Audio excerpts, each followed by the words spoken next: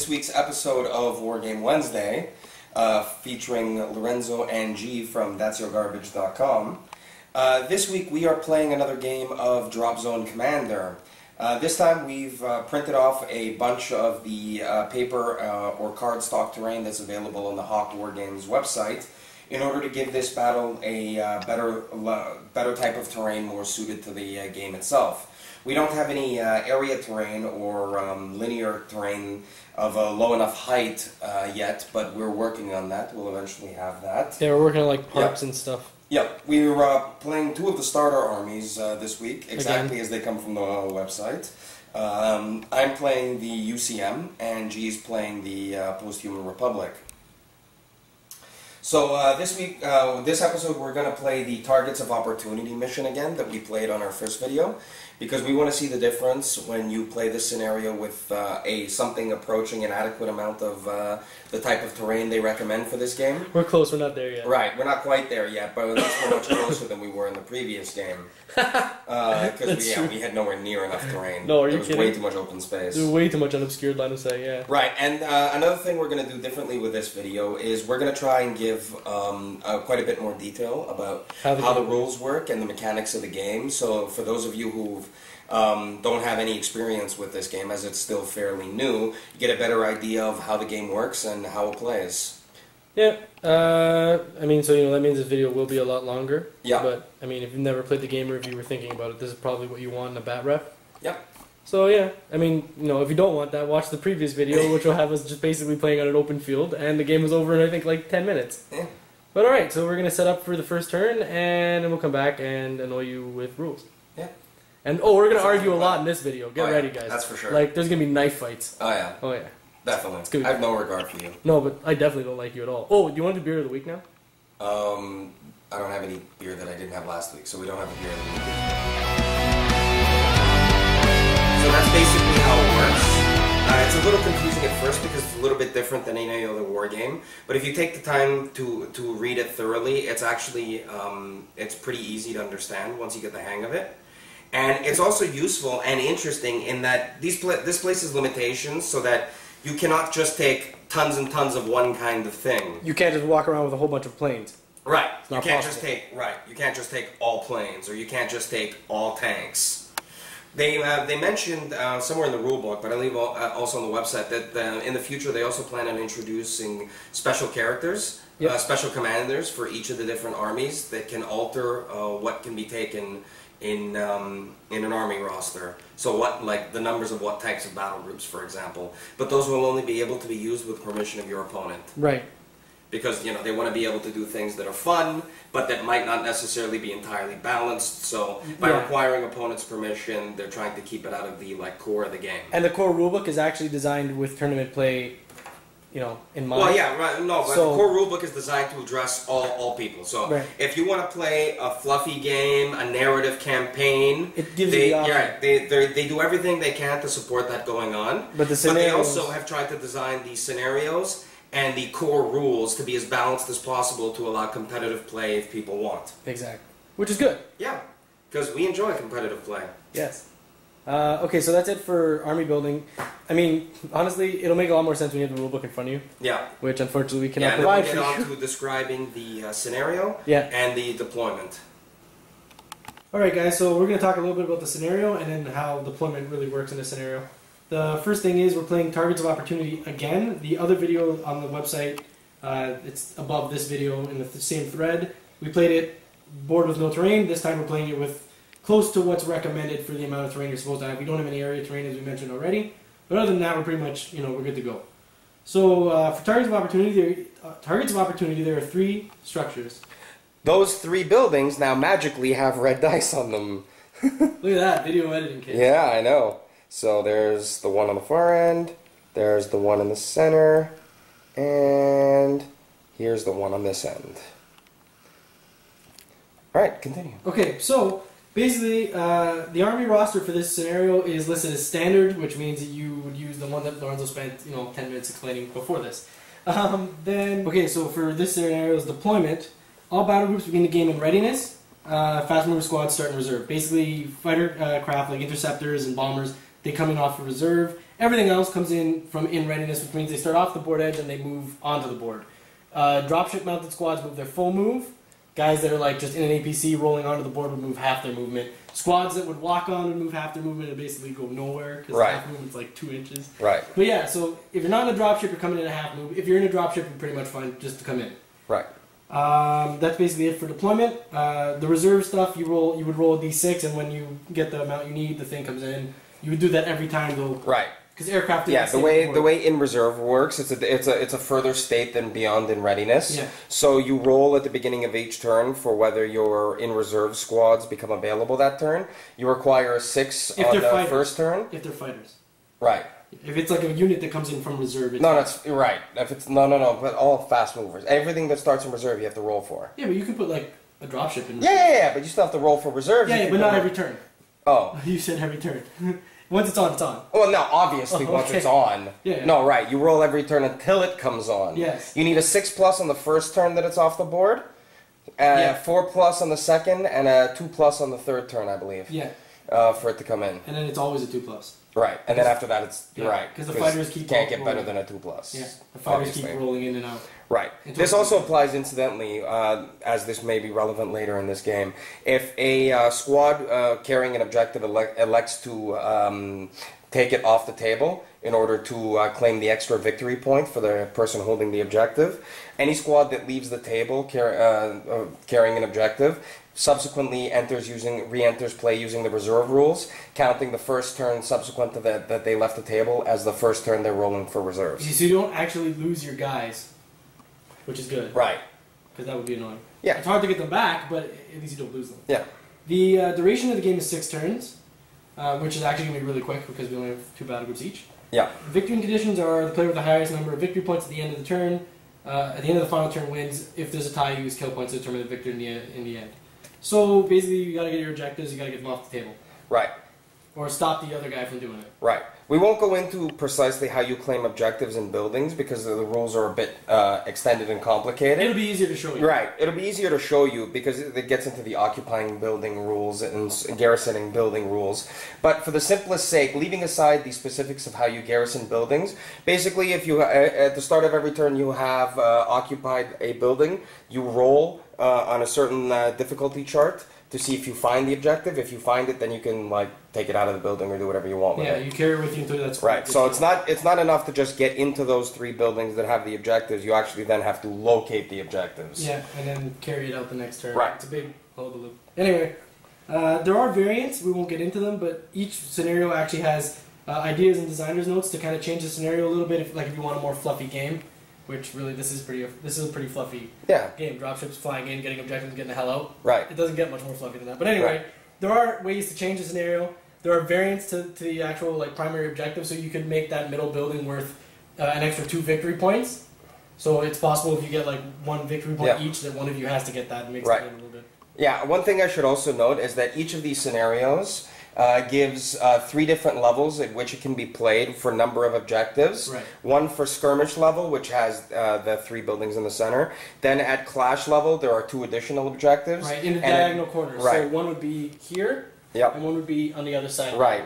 And at battle level, there are 2 more additional objectives. On the opposite diagonal corners. So right. you basically end up with a crap ton of stuff to steal. Right. So there, and like in a battle levels version of the scenario, there would be 7 objectives instead of 3. Yeah. And that's basically it for objectives and deployment. We can't actually show you our deployment unless we play a turn, so... Right, because you start in readiness, you just come on the first turn, you don't start deployed on the table somewhere. Yeah. There are scenarios that...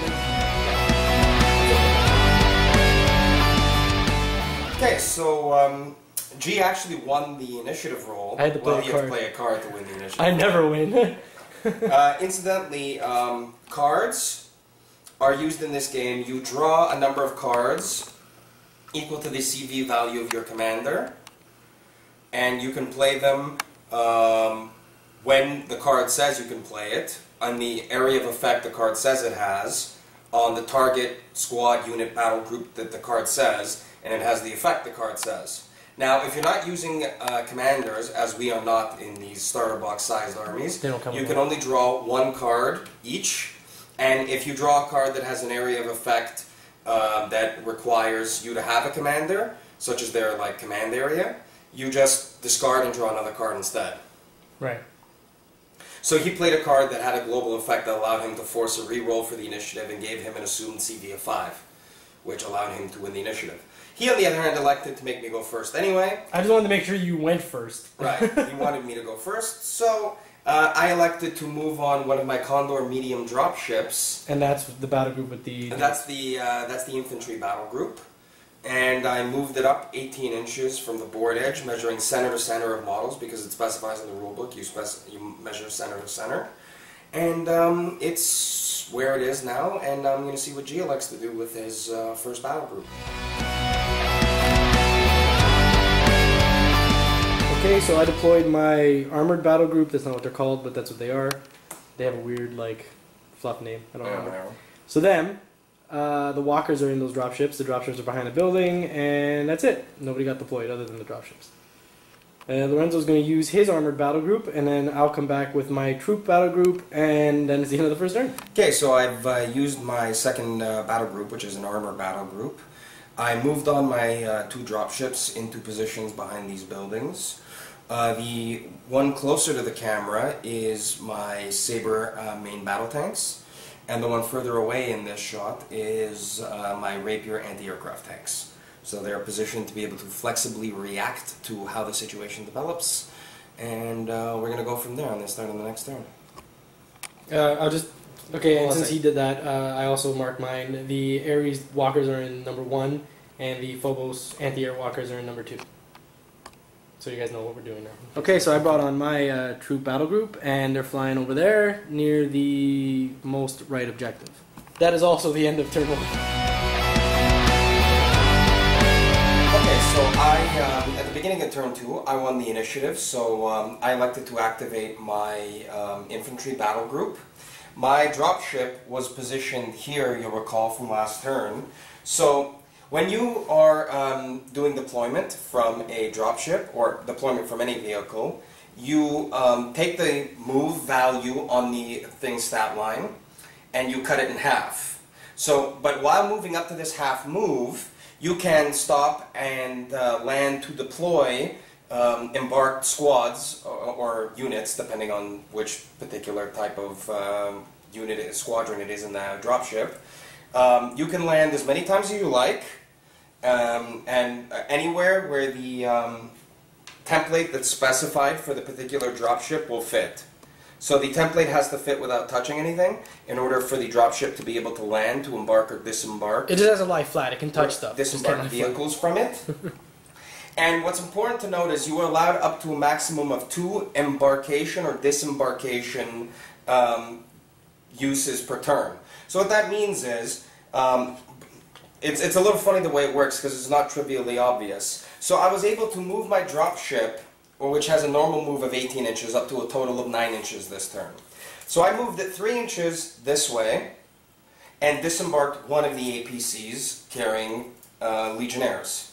Then I moved it 6 inches this way and disembarked the other squad, the other squadron of Legionnaires. But disembarking both vehicles from the unit, even if it's in different places, counts as a single disembarkation. Yeah, it's considered a quick dust-off, that's it. Right. So, in turn, both of the infantry squadrons in each of the Bear APCs was also able to disembark. So, all of the transports carried within the dropship disembarking counts as a single disembarkation. Right. And all of the vehicles disembarking from the air dropship counts as a single disembarkation. So in that manner, I was able to get my infantry into both of these buildings. It's worth noting that infantry can deploy from a transport directly into a structure, up to, They just roll up to the door. Right. As long as they're within 1 inch of the door, they can just deploy directly into the building.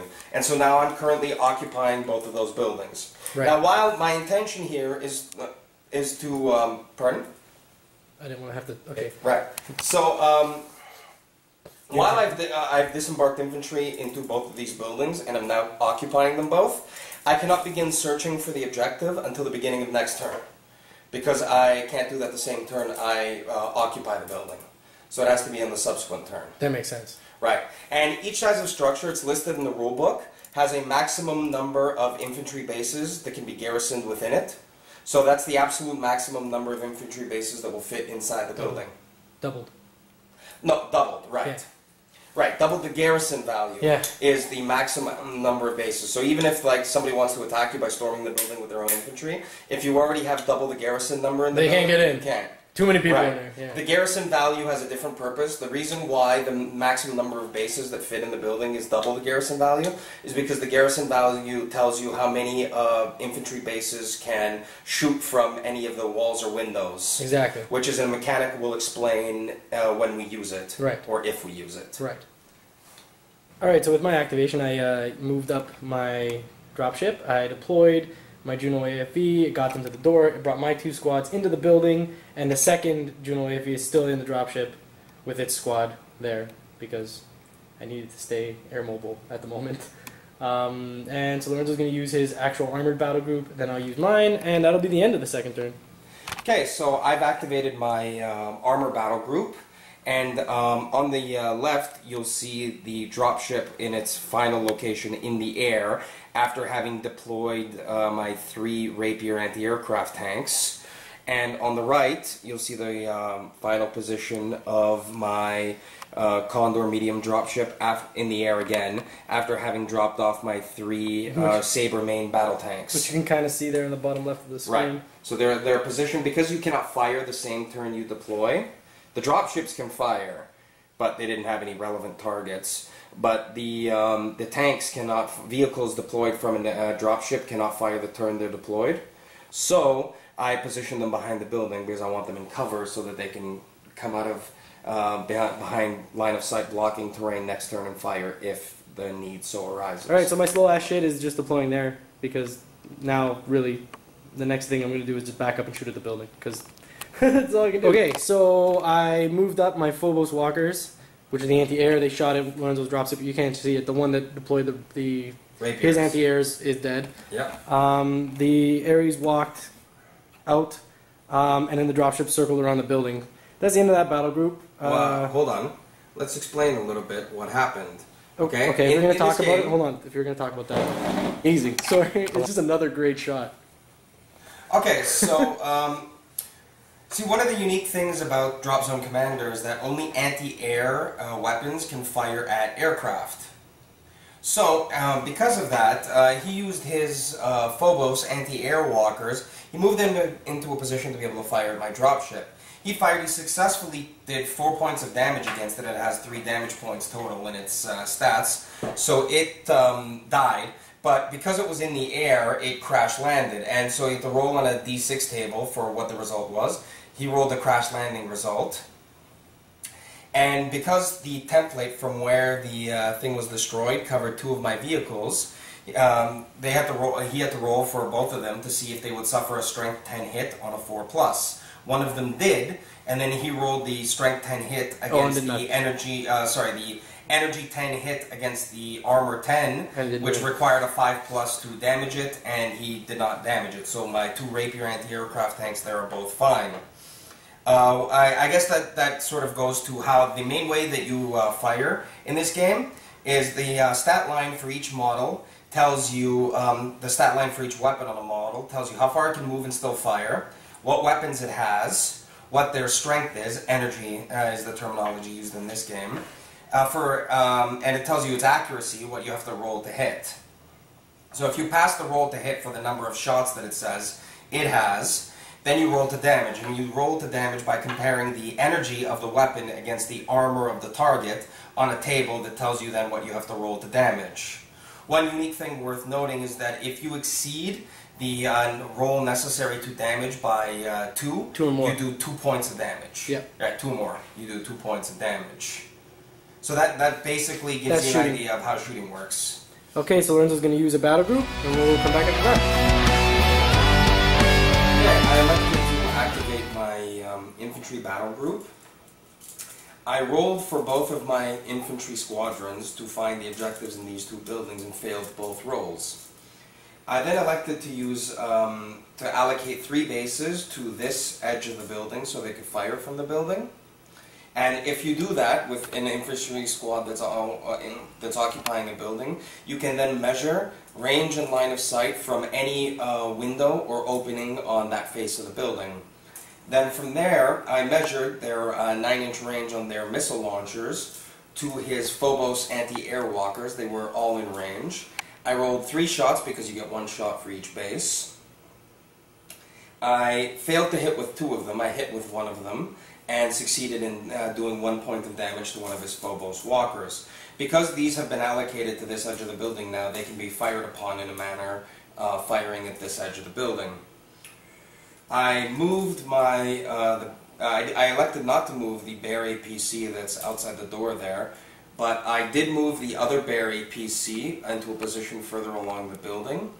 And I moved the Condor medium dropship that was over here, which belongs to this battle group, to this position behind this building. Okay, so I just moved the dropship that was, dropped off this squad here over there. The guys in the building failed to find the objective, which is basically the trend for this turn. That is also the end of turn 2. Go. Okay, so I've used now my armored battle group. My Rapier anti-aircraft tanks just scooted over a little bit so they would be out of line of sight. My Saber main battle tanks moved up to this position, and so maybe they'll be useful next turn. And I moved the dropship for the Saber main battle tanks to this position. That's the end of turn 2. Okay, so I ended up going first. Probably for the last time because I've gone first twice, and it's gonna happen. So I basically just redeployed a whole bunch of crap. The Ares are the only ones that actually shot anything. Right there, they shot at his anti-aircraft tanks and did nothing. In another one of my stellar dice rolling moments, I moved the Phobos over there with their dropship, and then I moved the Ares dropship over there. And that's basically it. So now Lorenzo's going to win the game. Okay, so I elected to activate my infantry squadron. I rolled for the objective in this building. I located it, and then I left the building, got with this infantry squadron. They got into the bear APC. My dropship moved to rendezvous with it, picked up the bear APC, and moved to its final position here, and it's got the dice with it marking that it's carrying an APC that has the objective. Because aircraft cannot carry objectives directly, only infantry and vehicles can, but it can of course carry a vehicle carrying an objective, which is what's going on right now. That infantry squad failed to find the other objective, but I just moved the bear APC a little bit closer to the door to balance my options if I should happen to hopefully find that objective next turn. You're definitely going to find the objective. Okay, with my infantry unit, battle group, whatever, I moved their APC away because they found their objective, so they're going to drive off the board. Unless something shoots at them, then they won't go anywhere. And then I moved the dropship with the other APC over there. And that's it. And that's the end of turn 3, right? Okay, so using my armored battle group, I used the Saber's dropship to pick them up and relocated the dropship and the Sabers to this location from where they were before.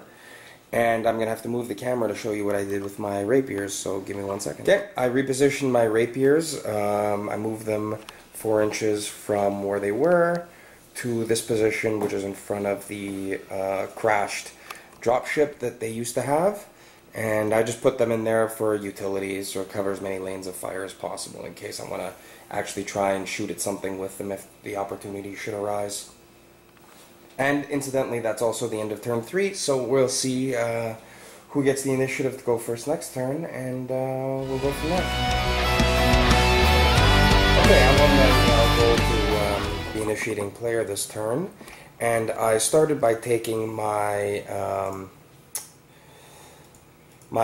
Condor medium dropship, which has one of the objectives in it, and moving it from where it was last turn over to here.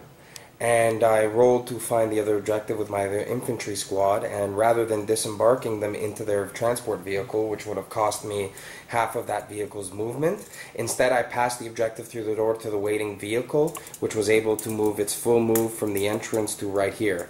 So now I've got both the my infantry battle group's dropship with 1 APC in it, and my other APC over here behind this building, which, as you can see, is quite far away from the other end of the table. And